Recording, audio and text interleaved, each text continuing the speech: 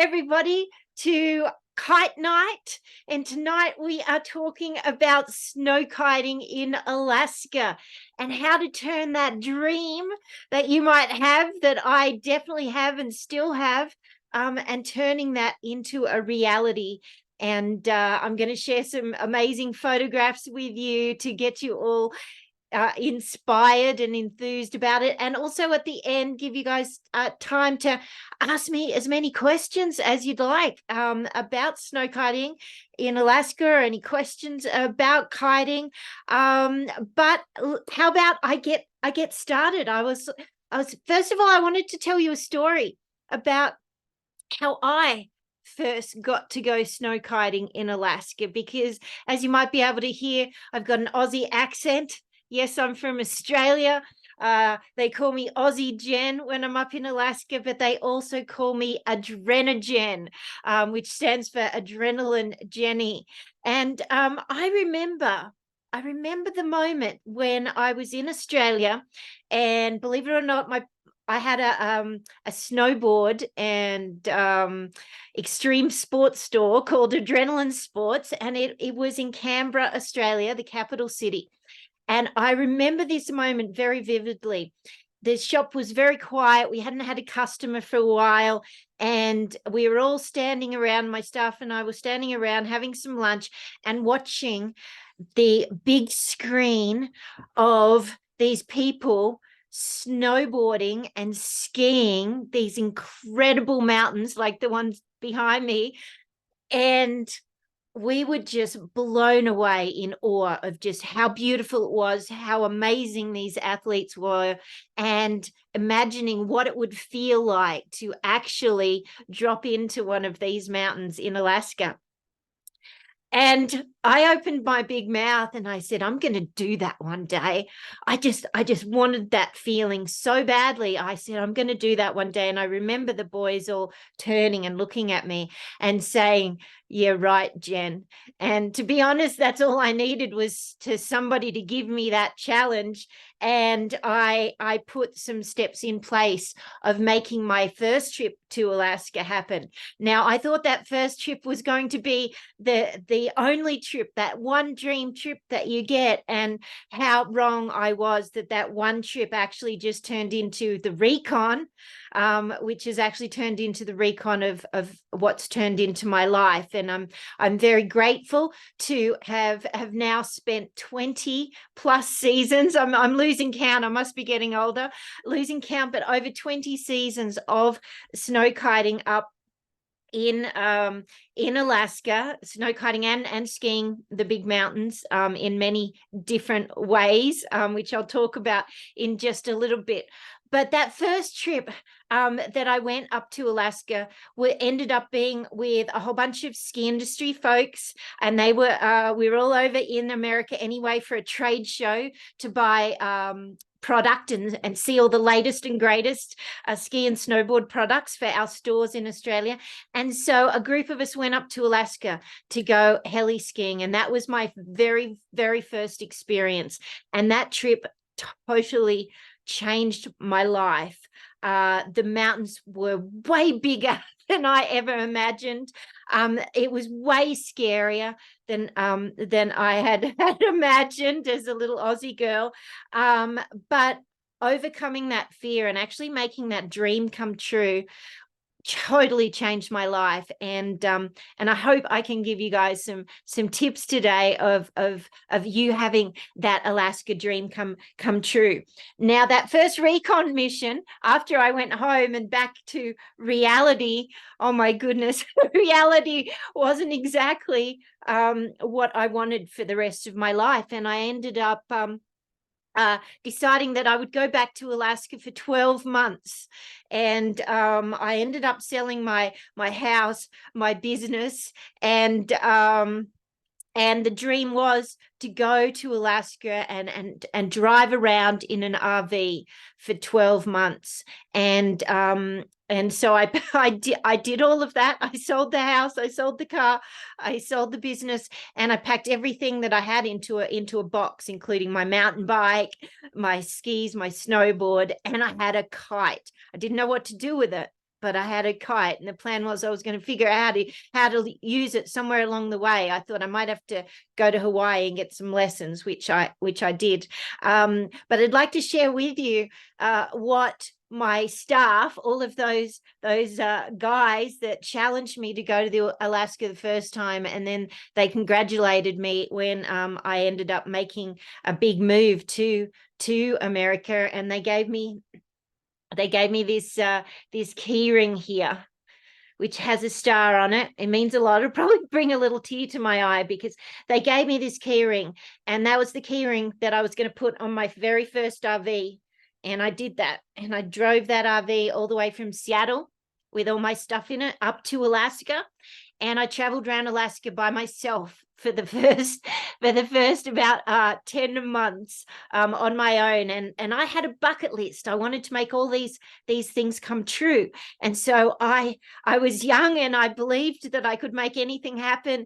And I went up to Alaska, and I got to see polar bears in the wild, and I got to ride mountains that had no names, and I got to meet some incredible people from Alaska. I really loved learning about not the native culture up north, and have traveled around many native villages, but also the people like myself who have felt drawn and moved to Alaska, and those people, they love the outdoors, they love the snow, they love the mountains, they love adventures, and boy, are they fun people to have adventures with. And so I'm very proud to I'm grateful to call Alaska home for about 3 months a year. And as I mentioned, this will be my 21st year or something like that. And the local community in Valdez and the local kiters in Anchorage really treat me like a local when I'm there. And I would love to share some tips with you if you want to go to Alaska and make your ski, snowboard, snowkite dream come true as well. So I'm going to switch over to my slideshow here.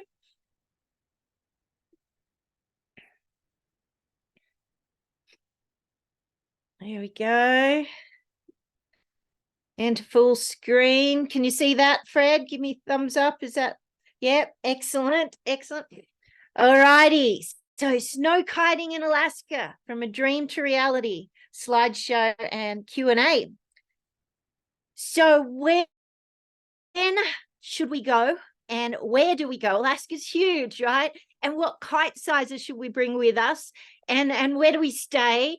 And I'm sure you have a million questions. So if you come up with a question as I'm talking, please type it in the chat, and then I can come back to it when I'm answering questions at the end. But otherwise, I'll give everybody a chance to have a chat as well.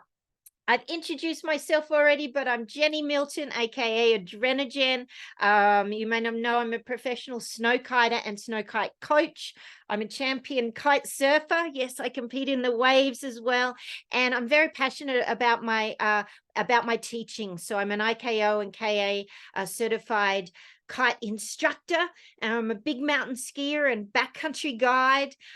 So I have a lot of those snow safety and mountain skills as well, and 20 plus years of mountain and snow kite experience in Alaska, hanging out with some really incredible mountain people and locals has taught me a lot. And so snow kiting, if you don't know, is pretty much a combination of my two favorite sports, and maybe your two favorite sports too, kite surfing and skiing. And when you put the two together, you get to experience the amazing sport of snow kiting. And have a look at the background there. What a backdrop. It's hard to focus on what you're doing because you're looking around at the incredible views. So much. That's the tusk in the background, a range they call the Books as well. So Alaska, I believe it is one of the ultimate snowkite locations, and the reasons why I believe it is, and have a look carefully on this photo. Can you see right in the center there? You will see a little dot, a little ant, and that little ant has a kite, and that little ant is me. And this is an amazing mountain. This is called Loveland And we can actually snow kite to the very summit of this mountain where the helicopters land. That would be a heli ski run, and we can actually get to the top of it with our kites. And the reason why we can get to the top of it with our kites is because of the wind flow to slope angle. And that doesn't happen everywhere. Trying to find a location that has great snow conditions, good wind flow, and then even better, the right wind angle to slope angle so that we can ride up and down it. It doesn't happen everywhere. There's a few places in Europe that are really good, and definitely Thompson Pass has been named by many of the pro kiters as one of the ultimate locations as well. But don't be scared that it's all about big mountains and scary stuff. You can learn on the flats. And this is right there in Thompson Pass. We have a frozen lake, which is just perfect for people to get a feel of the sport. We teach beginners. I teach a lot of heli skiers on storm days when the helicopters can't fly and they want to get their adrenaline fix. I'm teaching people who've never flown kites before how to fly kites on the flats there. You can explore the backcountry as well, like never before. I mean, I'm not afraid of putting skins on and hiking up a mountain. In fact, I was out there this morning training already. But if you can actually use a kite to tow you around the backcountry, you can cover so much more ground. You can cover miles. It can tow you uphill. It can tow you around areas that you may not have been able to get into in any other way. The other area, and you can see the highway down there. So look, I'm not too far away from the road. And that's one of the positive things about these locations, is that you're not so far remote that you're unable to get help. And it's a fantastic location that once you've finished on the flats and you're ready, you can transition to the slopes. And it's really amazing as a skier to all of a sudden be traversing across backwards and forwards across a slope and having a great time. And then you're going to get to the stage where you are ready to ride up. You've got the confidence, you've got the kite skills, you've got your mountain skills, you've got some snow safety skills. And if you don't have those, I always make sure to cover those. If somebody's coming up to go snow kiting, they're like, Jen, I want to do this, but I'm missing a couple of my skills. No problem, because we can fill in all those holes for you. But when you're ready to ride up the mountain, oh my gosh, there's so many options. It's amazing.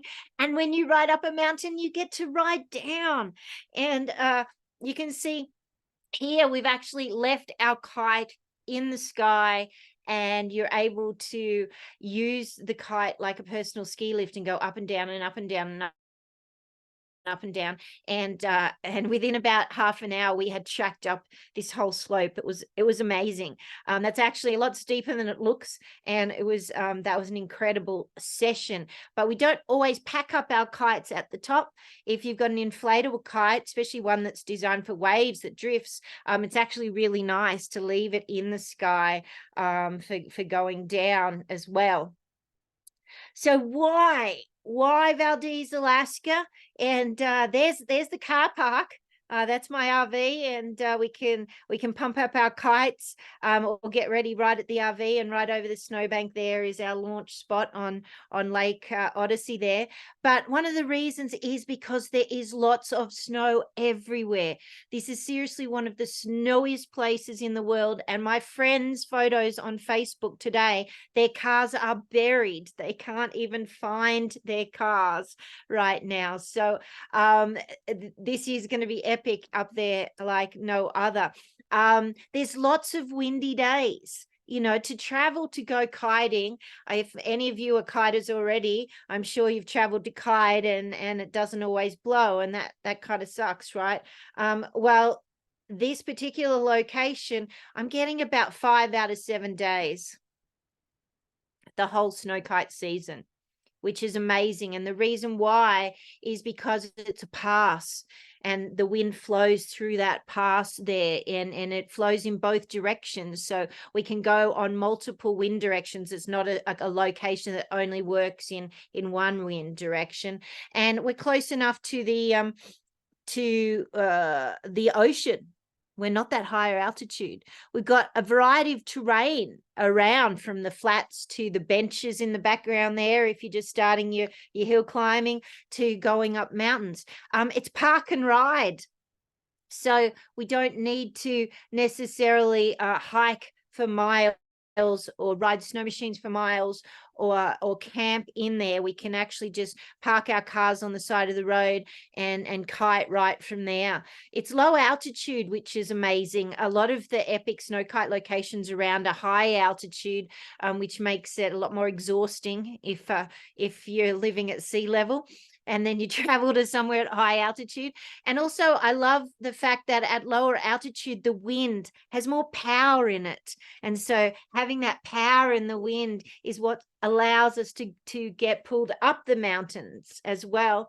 And this location is suitable for all ability levels, right from people who've never flown kites before, and I teach so many people that have never flown kites before in this location, up to advanced kiters who want to ride up and down mountains, or they want to go on multi-day adventures to the middle of nowhere on ice fields, or places no one's ever been before. It really is, snowy adventure heaven. As I mentioned, there's a variety of terrain. You've got frozen lakes, you've got rivers, which are quite fun and amazing, covered in snow. You've got rolling terrain. You don't necessarily have to be in avalanche terrain. There's lots of other options as well, or you can get into the mountains if that's more what you're looking for. There's glaciers and ice field and sea ice. Oh my gosh, I got to snow kite on sea ice. I've got some more photos coming of that. So really, it's really exciting to have a sport like kiteboarding, kite surfing, which is water, and then look at how many different options we have as surfaces once we get into the snow, once that water freezes. So when should we go? March and April are the months, okay, which is pretty amazing because it's kind of late season for everybody up in the US. They've already done a lot of resort skiing. You're fit and you're ready to go. March and April are going to have longer days than January and February. The days are very short. You can see here I'm milking the light of a session one day.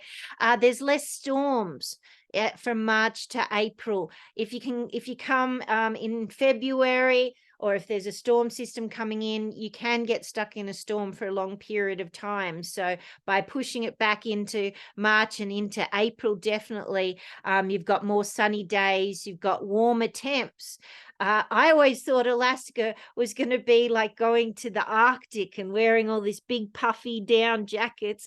But to be honest with you, I'm wearing the exact same clothes when I'm there as I am when I'm skiing in Australia. Just normal base layers, good shell. Yeah, you've got a puffy to put on when it gets cold. But because we're not at that higher altitude, it really isn't that cold. So for any of you tech heads, take a screenshot of this page here.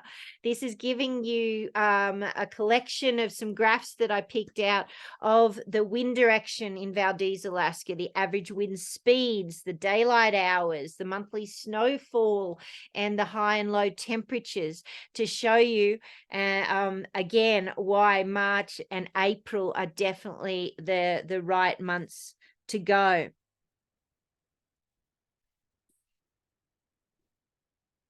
While you guys are screenshotting that, give me 2 seconds.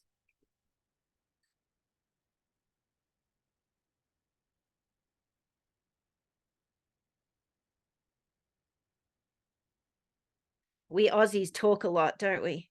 But I'm very passionate about this, about snow kiting up in Alaska. So I hope you guys are enjoying this. So first step is to fly or drive to Anchorage, Alaska. I've driven up many times from the lower 48, and it is a beautiful drive for about 5 to 6 days nonstop. Apart from stopping at Liard Hot Springs, which is amazing. But it's really very cheap these days to fly up to Anchorage. I just booked my flight right now with Alaska Airlines, and I think I'm looking at about $240, one way to fly from Bozeman, Montana to Anchorage, Alaska, and that's in the main compartment, not a basic flight. So it's really not that difficult to go up there. And flying into Alaska, they're used to you having a lot of luggage. It's not like going on a kiteboarding holiday to going to Hawaii or somewhere where you're only traveling with bikinis and surfboards. In Alaska, everybody travels with a lot of luggage. So the rates for luggage are very, very reasonable as well if you want to bring a whole bunch of kites and gear with you. So accommodations and transport. Now, you've got to have some way of driving around, and you can either rent a four-wheel drive or all-wheel drive.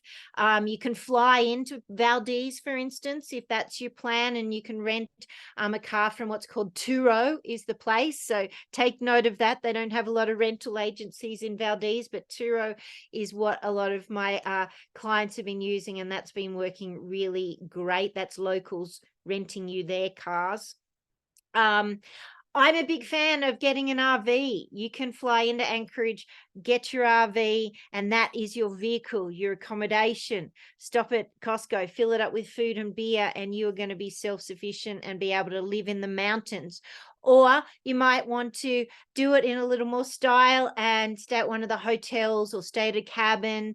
And you can definitely do that, and then drive your four-wheel drive around to those places.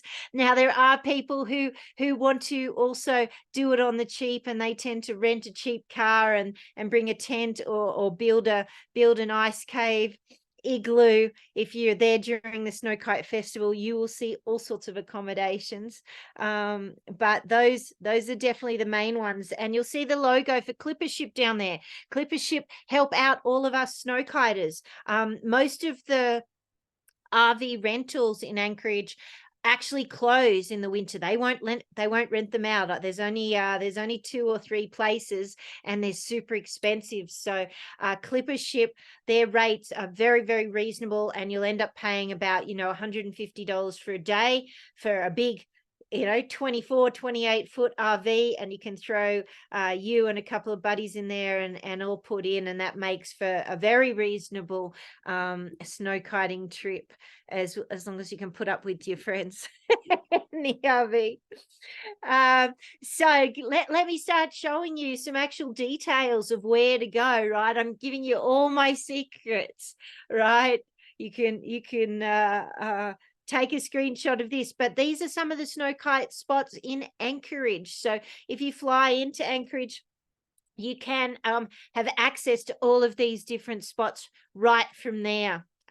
You've got the Coastal Flats, Turnagain, Portage Lake and Portage Glacier, which is amazing.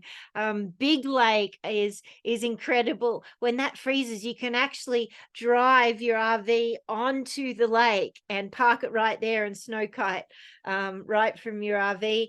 You've got Eklutna Lake, and the Harding Ice Field is also a popular place to go, and there's a bunch of local snowkiters that have some float planes that you can they have skis on them in the winter time, and they'll take you up to a remote snowkiting spot. endless adventures. But I recommend that you jump in your RV or your four-wheel drive and you take the 5 hours and 18 minutes. It's going to be a little longer than that in the winter time, but they do really well at plowing the roads. I'm amazed. I mean, their road DOT stuff is incredible, and it's normally a very easy drive, very scenic. You're going to want to stop a lot of times to take photos, and that is the glacial free route that they put in order to get to Valdez long ago. And so drive all the way to Valdez, and then, as I mentioned, you've got the choice of either staying along the way in your RV or finding hotels. There is the view, and that is why we love sleeping in the RV right there in Thompson Pass, is by having that view right out your window while you're eating breakfast, while you're dreaming about which mountain you're going to kite up. And I don't know if you can see right in the center of that photo, there is a wind sensor. Oh, yes. Oh, yes. I probably check that 50 times a day. That wind sensor doesn't always work. It can get iced up, but how lucky are we to have a wind sensor there? And that can give us some really good information so that you can make a decision about what kite size you want to use, and also which location you're going to go to, because as you can see, there's multiple locations on both sides of the road. And so that's where a little bit of knowledge comes in, to know which locations work on which wind directions. So Valdez, my favorite city of Valdez, Alaska. And according to the Weather Channel and NOAA, Valdez is the snowiest city in the United States, with an average of almost 300 inches. That's right. 760 centimeters for all my Aussie buddies and Canadian friends per year. And I believe they just broke a new record. So I might have to adjust this slide, because seriously, they are having one of the snowiest winters this year they ever had as well. So it's even with climate changing, everything is holding up to their records. Now, this is a couple of photos of me in Valdez from, was that last season or the season before? You can see that is in town at sea level, and the snowbanks are over my head, and it is definitely looking just like that right now, which is amazing. Now, out of the town of Valdez, if you're staying in Valdez, and if the winds are high or the weather's stormy up at higher altitude, we have some incredible kite spots right out of Valdez along the Low River. So there's a spot at 4 Mile, a spot at 6 Mile. Glacial Stream is a great spot. And of course, you can go in Valdez Harbor if you want to go extreme water kiteboarding, but I would recommend getting a dry suit for that one. I'd love to show you a couple of pictures even. So this particular spot here is the Low River, and we get some really fun little wind lips and terrain features to play and jump off. And because it's flat, it gets a lot of sunlight, and it normally softens up.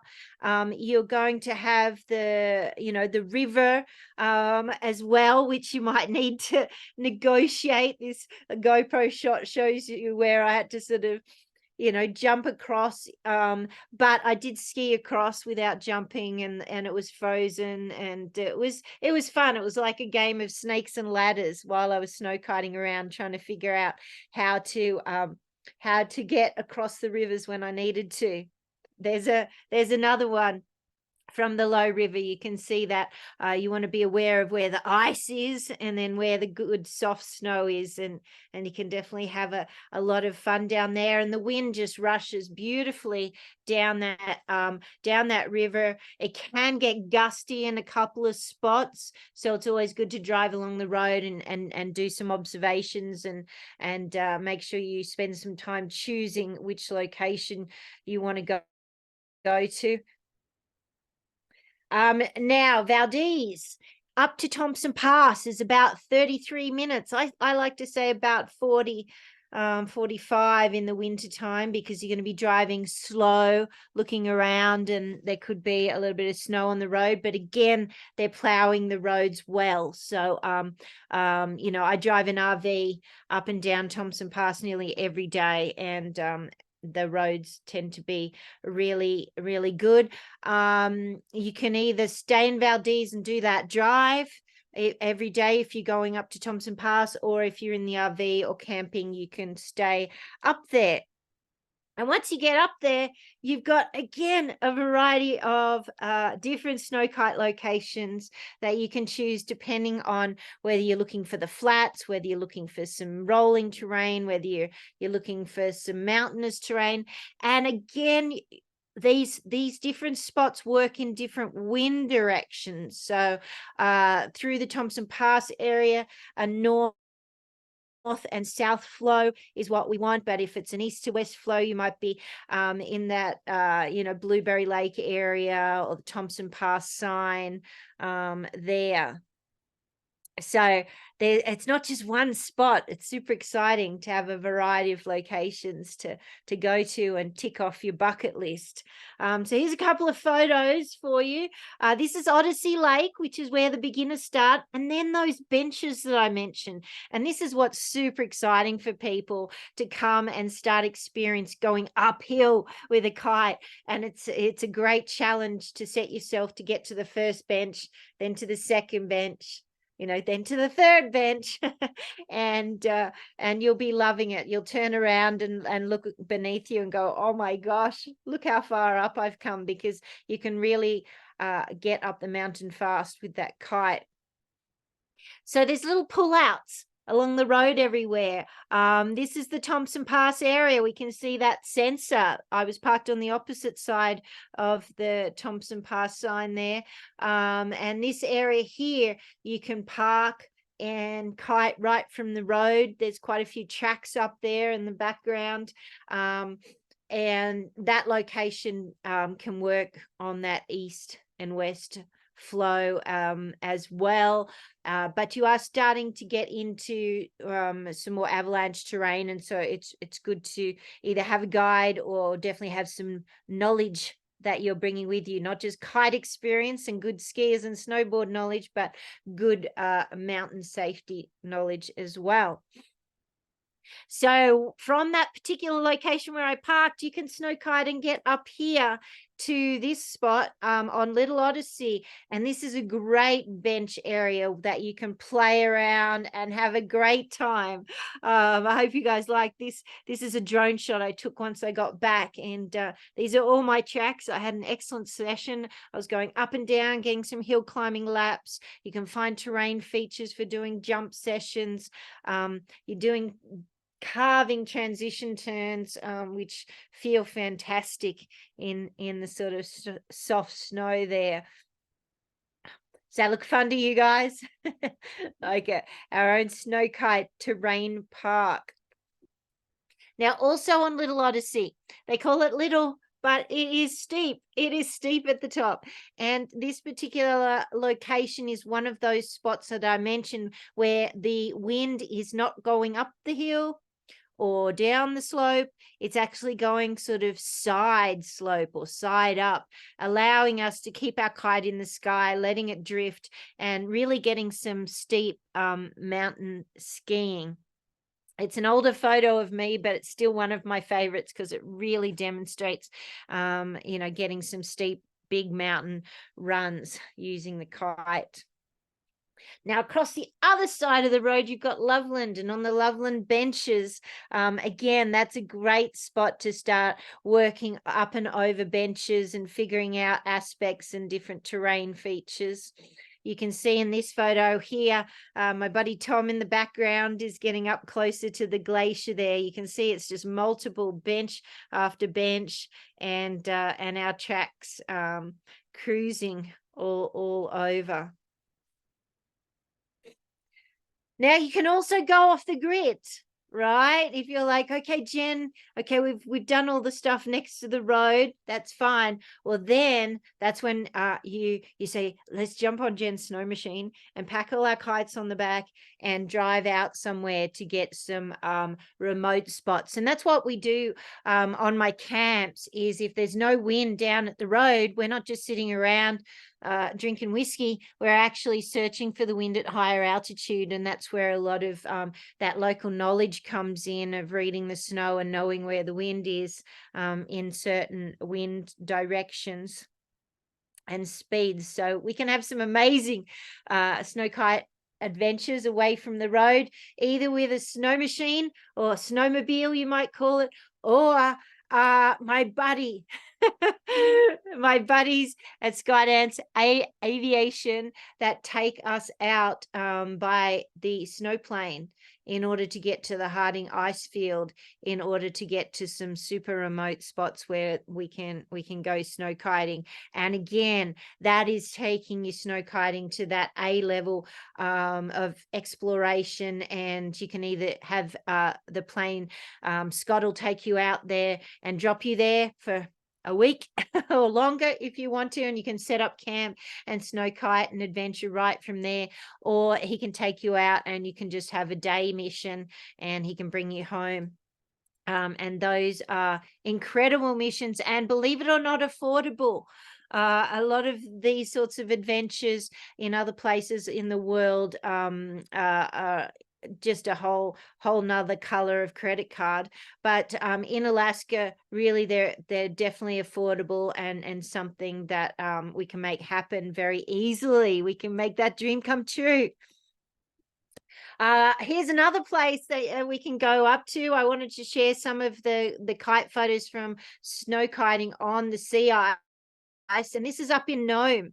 And so Tom from Alaska Snowkite Adventure helps put together some remote snowkite locations, including Nome, where we got to explore on the land, and we also got to explore on the sea ice. I felt like a polar bear cruising around on top of what was a variety of ice, slush, corn, snow, incredible formations, and I loved every second of it. I would go back there in a second, and to be able to snow kite on that sea ice is something we really can't take for granted with the climate changing. Kite sizes. I promised I'd tell you what size kite do you need to bring. And of course, you guys know, if you're already kiters, that it depends on the wind speed and your weight and what style, if you're wanting to do big jumps or whether you're wanting a lightweight backcountry kite. Also your ability. If you're a beginner, you'll use a smaller kite. If you're more advanced, you'll use a bigger one.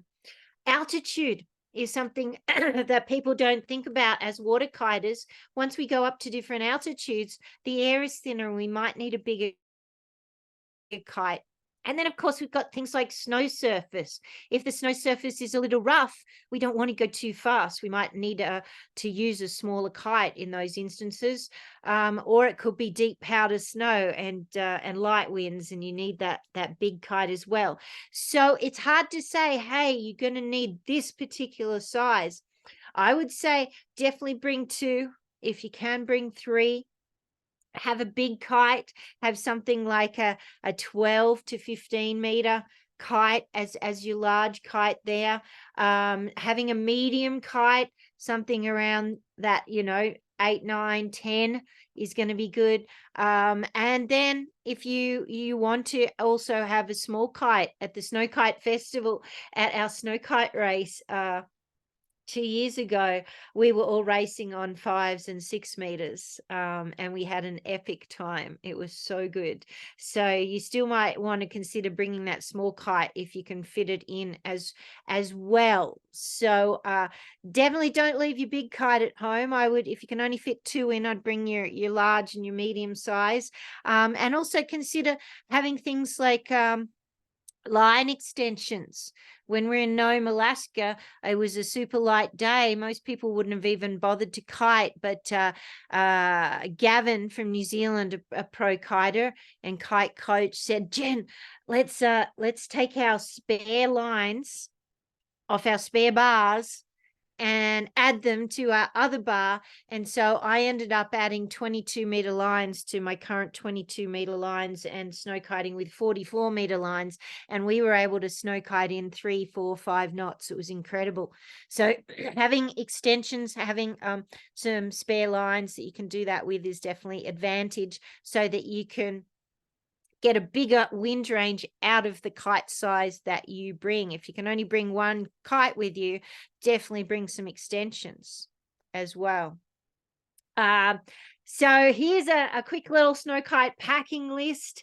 And anybody who's been following me on social media knows that you can sign up and get a copy of my packing list. But take a screenshot of this one. This is just a quick overview of what you would need to bring with you on a snow kiting trip to Alaska, including your backcountry gear, your touring gear, your kite gear, your safety gear, and of course, all the gear to keep you warm. Now, what happens if there's no wind? Oh, bummer, there's no wind. We'll have to do some other boring adventure. There are no boring days. There are no down days. There is always something fun to do. And if you've got an open mind to just go and do whatever activity is best for the day, you are going to have a great time. They actually call me the down day queen because before I was full-time snow kiting in Valdez, when the helicopters couldn't fly, they would come out with me and I would take them to ice caves and take them on adventures around the area to make sure everybody had a good time no matter what the weather. So being able to go to the Valdez Glacier is incredible. What an amazing opportunity. And we can do that in the mornings, even before we go snow kiting in the afternoons, especially if you know where to go. Some of the ice caves are hidden. So it's one of the first things I do when I get to Valdez is meet up with my local buddies who know where all the best ice caves are, because they change every year. In the summertime, the face of the glacier calves and big pieces of ice fall off, and they float out into the lake, and then the lake freezes and those icebergs get suspended, allowing us to come and get up close, personal, and play on them in the wintertime before they start getting unstable again in the springtime. So that is just an amazing opportunity. Now, if you're a kiteboarder, a water sports lover, as I am, you can't pass up the opportunity to go stand up paddleboarding with my friend Steve, the board man, Radatich, who is quite a character. He talks more than I do, and he has some great stories to tell. But he has a bunch of inflatable stand-up paddle boards, which are super stable, and he has a bunch of dry suits, and we can go out there and paddle around and see otters and icebergs and eagles, and it's a really an amazing way to see Alaska from the water. You can see I've still got my ski gear on. Now, also, if there was no wind, or even if there was wind and you're just like, Jen, I want to do as many activities as I can while I'm there, then we can ride snow machines to get runs. You can ride in a snow machine or snowcat with views of Valdez in the background. Pretty spectacular, huh? Lots of things to do. Of course, go heli ski boarding. Incredible. If you've got a budget for that, I highly recommend it. I have been many times and it is worth every cent. That's my husband there in the blue jacket, Steve. I think he's watching right now, Steve. And Steve will take you out and show you some great runs, and he'll probably also point out all the Snowkite locations from the air as well that we can go to. So if you want to go snow kiting in Alaska, you can wing it like I did and work it out, and that is a lot of fun. But if you just want to have it done for you and made easy, then that's what I'm here for, and that's what I love to do. And so if you want to come and spend 5 days with me out of Valdez, Alaska, for an adventure camp, we have 5 days of snow kiting and mountain adventures. I've been told that, yes, you want to get fit before you come after one of my adventures, because we fit so many things in. You get 6 nights in a private hotel room in Valdez, and I only take 4 people on that camp so that we can fit inside a plane or ride snow machines or do all these activities together. So it's not a big group. There's 2 dates to choose from if you want one of the 5-day camps, but you've also got the option of just coming with me for a day or 2 days or 3 days, whatever suits your work schedule or family life or whatever you're planning with your buddies. I can customize a package for you, and I'm up there from February the 20th through April the 25th. 5th. So you've got 2 months, 8 weeks to figure out what dates suit you and figure out how many days you want to spend adventuring in that area with me. So as I mentioned, lots of different options. There's also a women's clinic. They're my favorite. I put those on during the Snowkite Festival. And it's so great to share our sport with women and teach them not only the intricacies of snow kiting, but also how to overcome that fear and to have the courage to do what can seem scary at first. Once you understand the kite, it's really not that scary at all, but when you're starting, it definitely is. So I hope no matter what standard you are, if you've got any desire to make that dream come true in Alaska, please come and join me. And if you need a review from somebody, how about Brad Gordon, the amazing professional snow kiter, kiteboarder, winger, just awesome dude. He said, if you get the chance to go on one of my trips, just pull the trigger and go. Jenny knows these zones better than anybody, and it's the ultimate scenic snow kiting. You'll not regret it, even just to see the views, the Chugach mountain range in all its glory. And of course, Jen will get you to the right spot at the right time. Jesse Crocker.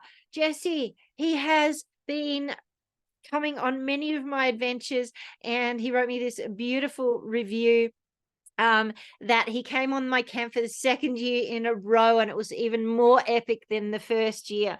The first day we kited near the highway in Thompson Pass, working a bunch of different skills and areas, kite setup, landing, hill climbing and descending, flying with long and short lines, like I mentioned, doing some boosting.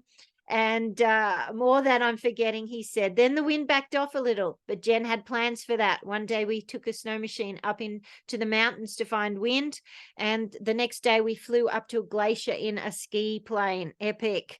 Jen had lots of options if there was no wind at all, but that didn't come up until the last day of the trip when I went ice climbing. But then the wind picked up anyway, and I managed to get an afternoon kite session. So Jessie kited 5 of 5 days on both trips, I believe. The terrain around Thompson Pass is as good as it gets for kiting. The mountains are big, the snow is deep, the wind is consistent, there aren't any trees. And this year I did 2 things I didn't do last year. I came prepared with a list of things I wanted to learn and took notes at the end of each day. The notes were especially helpful because Jen has so much to teach. It was hard to remember it all. Thanks, Jesse. And I'm super proud of Jesse because one of the things he came with me with his list of things he wanted to learn was he wanted to learn the skills to cross Greenland, which is approximately a 38-day trip, 38-day trip, which he completed this year. And he sent me messages from the ice in Greenland thanking me for the kite skills that he had learned with me, because they were really paying off in the conditions that he got. So thanks, Jesse. Appreciate that. So let's go snow kiting. That's a photo from the Snowkite Festival. You can see there's a bunch of inflatable kites, foil kites, paragliders, speed wings, snow machines, kids, skiers, snowboarders, all sorts of people. So you're going to fit in. The Snowkite Festival dates have just been announced. It is April the 6th to the 14th this year. If you want to come and join the party and be there with a whole bunch of kiters who are partying at night, and they're flying kites and paragliders and having fun during the day. We have races when we have clinics, we have parties. It's a good time. So alaskasnowkitefestival.com.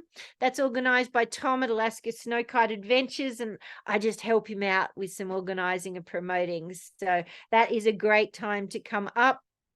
So let's go snow kiting. Let's see Alaska, see the Northern Lights.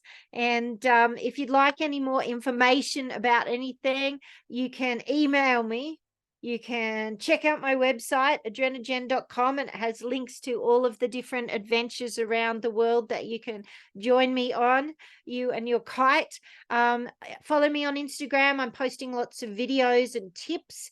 If you'd like some of those tips, if you can't get to me, I'm still giving those out to you on social media. And every Wednesday, I go live for Windy Wednesday. Live with Adrenajen, which is where I talk for about 10 minutes and give you tips on wind, weather, and all things snow kiting. So what do you think, Fred, Steve, Ermin? How's everybody going? Are you excited about going snow kiting in Alaska? What do you guys think? Please open up turn on your microphones, and please yeah, let me know what you're thinking, and if you've got any questions.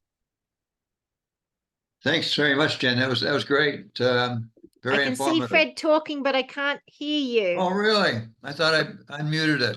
There we go. Gotcha. You got it? Got me now? Yes. Okay.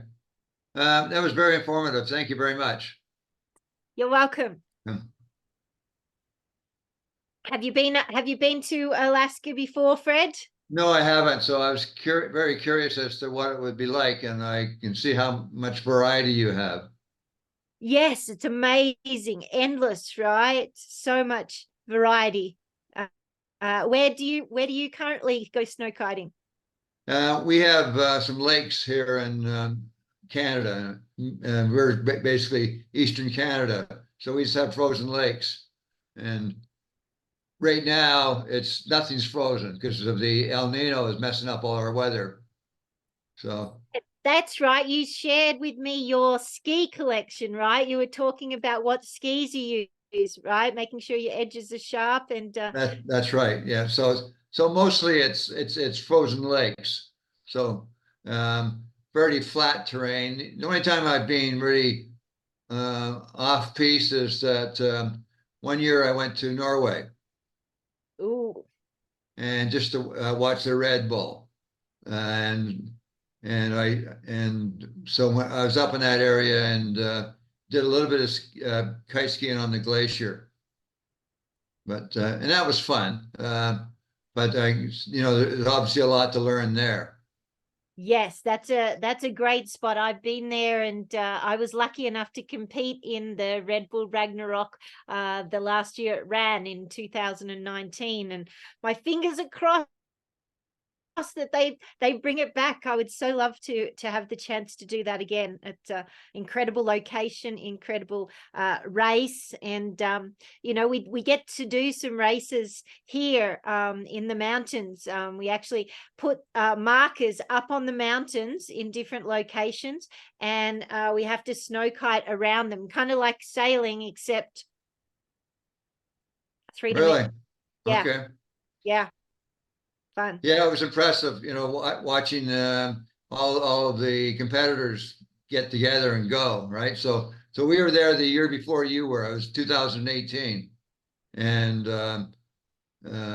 yeah, just amazing how you can get all that many kiters um, through a course like that and not have everybody wrapped up amongst themselves. That was the scariest part, Fred. Oh Yeah, my goodness. I was so nervous at the start line because there are so many kites. I think in 2018 there was nearly 400 kites on the start line, right? And right. apparently that year about 80 people got tangled. So Okay.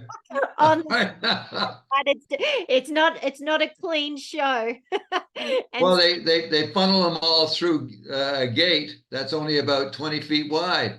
right. And Well, that was my problem, was that I decided I'd go wide at the start and sort of not like I didn't want to lose my race at the beginning, and so I went wide. But then as soon as you get funneled into the first marker, oh my gosh, that was so scary. And I'm really lucky that I came on the downwind side, and I actually did a down loop and got through and overtook a whole bunch of people. That down loop transition, that is the maneuver. that you need to do for racing for sure. I'll Yeah. practice it. Yeah. I'd love to say hi to Ermin. Hey, Ermin. You can see Hey, us. Jenny, can you hear me? I can hear you. How you going? Good, good. Thank you. Thanks for all the information. You're welcome. Actually, it's funny because I'm going to Alaska for snowkiting on Sunday. No way. Yeah. Yeah, I have a bunch of time off from work. Yep. I don't usually get long time off easily, so I have this time off. I was originally planning to do Idaho and Utah and stuff, but they don't have a lot of snow. So I changed plans, and I heard Alaska's getting dumped on right now. It's like 300 inches so far.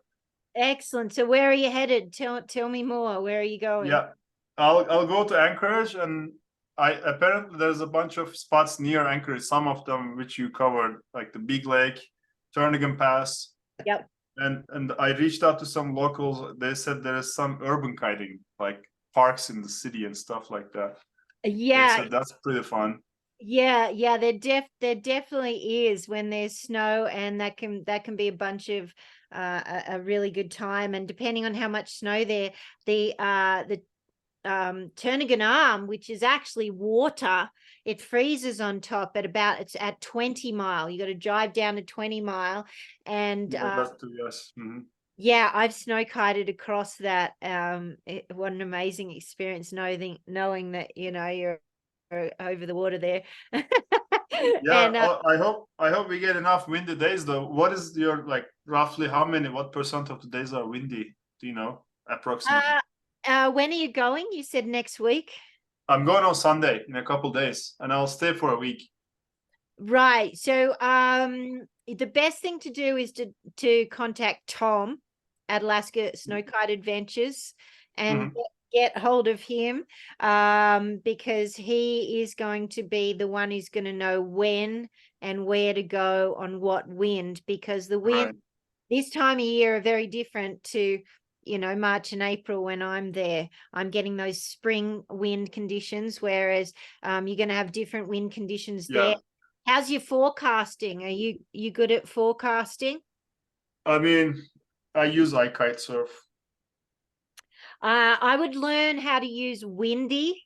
Windy is an excellent app, and that is what I've found to be most accurate when I'm forecasting. Up there, you can use NOAA as well. NOAA has a pinpoint forecast as well, with a really cool graph that gives me some good graphs of wind and snow. But Windy, I found tends to be good because you can actually pinpoint exactly in the mountains where you want, and even if you switch aspects on the mountain, it'll give you a slightly different forecast, which I'm not getting on any other forecasting app.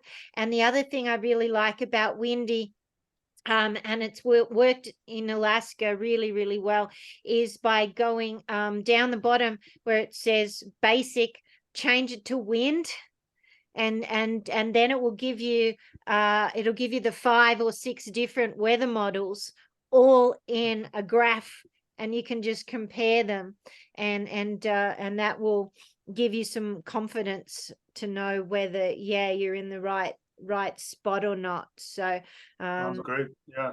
Yeah, thanks so much. I will look into those. And I have there are a couple of locals who provided some information. Michael, and there's I forgot the other guy's name. So they're all helpful. They're giving me all this information, and it's pretty cool. There's apparently Homer is another place south of Vancouver. Have you been there? Yes, so Homer is super popular in the summertime. It's one of the water locations where everybody goes down there. I haven't snow kited down there, though it's mostly sort of more flatter rolling terrain. Whereas I'm drawn to the big mountains. I see. Yeah, that I just love having that opportunity to be able to kite in the mountains. It's kind of like kite surfing, like being on a wave, being on that slope, which is amazing. So it sounds like as long as you're on the Facebook groups and you hook up with Tom, it sounds like you're already hooked up with Michael. So Michael was in Nome when I went on the sea ice. So I've traveled with Michael. He's a great person to know and a great team member, because he's a paramedic as well. So it's always good to know what everybody's skills are that are in your sort of crew, right? Yeah, so when you do these steeper mountains, you of course carry all the avalanche gear, right? Of course, of Yeah, course. In that's fact, what I'm, yeah. yeah. Have you got any training at all? I did have the first level training, but you also need buddies, right? I mean, I prefer flatter areas, especially if I'm gonna be by myself. I mean, who's gonna rescue me, right? Yeah, you've still got to be aware of in Alaska, even on the flats, there's still dangers. So don't just Yeah, yeah. that I got caught out with that, as I've been caught out with that as well. As soon as you're not in avalanche terrain, your awareness goes down. But you've still got frozen lakes. Depending on the thickness, you want to make sure that you know how thick the lake is, and near the edges can get thinner, and stuff like that. The animals, there's moose, big moose, right? Bears, Wolverine. I've seen Wolverine out there, Whoa, you're lucky. Oh. Those are right? super rare. I went out one day to fly my trainer kite and ended up being charged by a polar bear. Well, Whoa. true story. Like way up in a remote village in Kaktovik, up there. So it's crazy. So never let your guard down, Ermin. And also, I think it's really important to be carrying, beacon, shovel, probe, and communication, an inReach or an ePerb, or some way of communicating if your mobile phone doesn't work, no matter where you are in Alaska. Even Right. I tend to say to people, even if you're just kiting on the flats, still have your beacon with you, because you know what? At the edge of the flat lake, there's a mountain over there, and you might not even know somebody, and you see somebody get caught in an avalanche. And how bad are you going to feel if you haven't got your beacon on because you weren't in avalanche terrain? But we actually carry that rescue stuff to rescue other people as well. So I tend to say, put it on at the car, take it off at the bar every day. Okay. Yeah, makes sense. Makes sense. Yeah, you don't even have to think about it. Just put it on. It becomes part of your kit. Plus I use my probe quite a lot. I'll use my probe with a windsock on it. I'll use my probe as a flagpole quite a bit. I'll use it to check for holes or how thick the ice is. Get that probe out and actually use it. Or if somebody did fall in a hole, you could put the probe out to help fish them back in as well. The shovel, our avalanche shovels, you're going to use that to anchor your kite, right? If you've got enough snow, you're gonna shovel snow onto your kite. But sometimes it's actually better to put your shovel in the snow and put a bridle over the kite. I don't know if you're inflatable or foil. Fred probably is. Fred, do you use ice screws? Do you have ice screws? Yeah, we use the ice screws Mm-hmm. because it's ice is so readily available, and they lock it pretty solid in, so we can put the kite down and not worry about it getting pulled out. Exactly. So if you are, if you're going on a frozen lake and there's not a lot of snow, you'd want to have ice screw with you. But I think right now there's heaps of snow, so you may not need those ice screws there as well. But definitely to have a shovel is a good tool for you to have as your anchor. And Yeah. I also recommend always having in your backpack skins or some mode of transport. Are you ski or snowboard? I snowboard. Yeah. Sorry. I ski, right? So yes, the skin sounds like a good idea. Yeah. Yeah, and so Ermin, you're on snowboard. So if you go a long way from where you started and the wind dies or something happens, how are you going to get back? I mean, I will have my snowshoes with me on the trip. I might just have them in my backpack when I'm kiting. I think, you don't necessarily, if you're just planning on playing around close to the car and it's walking distance, Exactly.